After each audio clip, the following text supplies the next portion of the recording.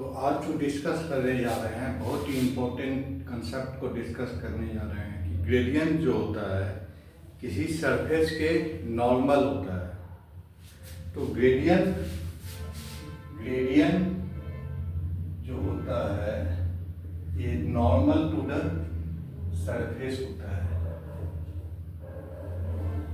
तो कोई scalar function phi है, फाई एक्स वाई जेड का कोई स्केलर फंक्शन है, जैसे कि x square plus y cube plus z y phi, इस तरह का कोई फंक्शन है। तो उससे इसको ग्राफ खींचेंगे तो कोई सरफेस आएगा इस तरह से। तो यदि हम सरफेस कंसीडर करें, हर एक पॉइंट पे इस सरफेस पे फाई का मान जो है सेम है, मतलब इसका भी मान एल आर कोई एल के बराबर आ रहा है, यहाँ पे भी एल के बराबर है, यहाँ पे भी एल के बराबर है, यहाँ पे भी एल। तो इसको लेवल सरफेस कहते हैं। हर एक किसी इससे जो सरफेस बन रहा है इसका यदि कोई ऐसा सरफेस निकाले ले जिसपे कि हर एक पॉइंट पे उसका ये फंक्शन का मान वही आए, एक ही समान कोई कांस्टेंट आए, कोई सी वैल्यू आए या कुछ भी आए, डी वैल्यू आए, हर एक पॉइंट पे सेम वैल्यू आए, तो उसको लेवल सरफेस कहते हैं।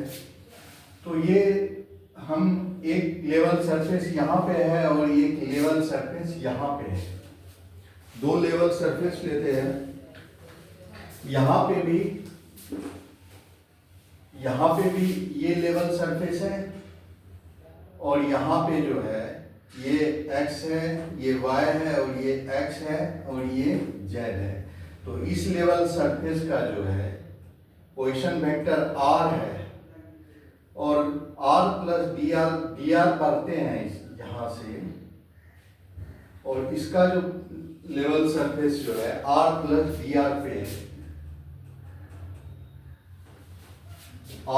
dr पे दूसरा लेवल सरफेस है। इसका मान लेते हैं फाई हो जाता है और r प्लस dr पे जो सरफेस लेवल सरफेस बन रहा है उसका मान फाई प्लस डी फाई है। तो ये r में हम dr भरेंगे, r में जो है dr चेंज होगा तो ये r प्लस dr मिलेगा, ये जो है dr डिस्टेंस बढ़ेंगे तो ये जो है r प्लस dr वेक्टर से मिलेगा, r प्लस dr वेक्टर का मान होगा। ट्रायंगल लॉ ऑफ एडिशन से r plus dr equal to r plus dr।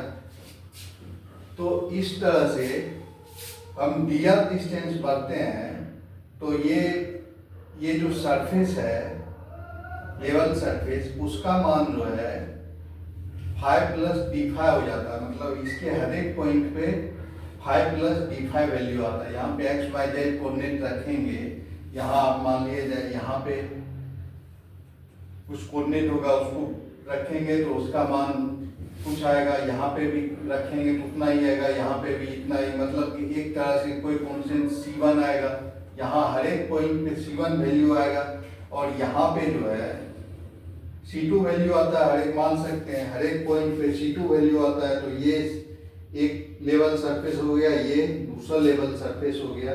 तो dr भरने के बाद r से dr भरने के बाद उसका लेवल सरफेस का मान फाई प्लस डी फाई हो जाता है। तो इसको हम चेंज इन फाई को लिख सकते हैं, डी फाई को लिख सकते हैं, डी फाई जो हुआ चेंज इन फंक्शन में फाई का मान जो होगा उसको लिख सकते हैं I del Y del x into D X. Partial differential करके हम लिखेंगे क्या कि एक में y और z को कांस्टेंट रखते हैं, dx में चेंज को लिखते हैं, फिर x और z को कांस्टेंट रखते हैं, dy में चेंज करते हैं। इस तरह से इसका जो वैल्यू हो जाएगा del y into d y plus del y del z into d z होगा, ये वैल्यू होगा। तो del phi by del x, del phi का जो मान होगा, डी फाई का मान जो होगा, इसको फाई में एक्स डायरेक्शन के अराउंड चेंज हो, वाई और जेड को कांस्टेंट रखे तो del phi by del x into D x होगा। उसी तरह ये होगा del phi by del y into d y. X और जेड को कांस्टेंट रखेंगे, वाई में जो चेंज होता है तो फिर डी वाई से गुना करेंगे, तो इस तरह से टोटल चेंज निकलेगा del phi by del z. अब इसको क्या लिख सकते हैं, इसको लिख सकते हैं del by del x i cap plus del by del y j cap plus del by del z k cap dot d x i cap plus d y j cap plus d z k cap, ये लिख सकते हैं।